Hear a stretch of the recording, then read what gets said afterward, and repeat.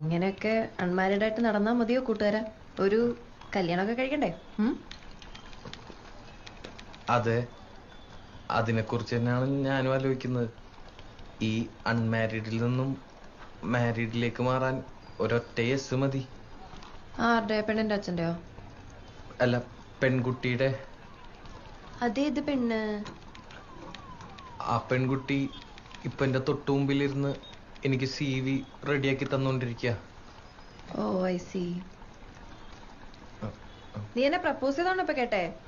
കേട്ടിട്ടെന്ത് തോന്നി? എനിക്ക് കിട്ടാവുന്നതിൽ വെച്ച് ഏറ്റവും വേസ്റ്റ് പ്രപ്പോസൽ ആണെന്ന് തോന്നി. എനിക്കെന്നല്ല, ഏതൊരു പെണ്ണിനും. ഇടക്കിടക്ക് പ്രപ്പോസൽസ് ഒക്കെ കിട്ടാറുണ്ട്. അപ്പോ ആ ഉണ്ട്.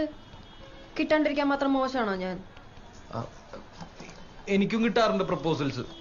ഓക്കെ, കൊറേ. ആയിക്കോട്ടെ. ഇതെന്താണിത്? എന്തു പറഞ്ഞാലും ഒരു കുലുക്കമില്ല.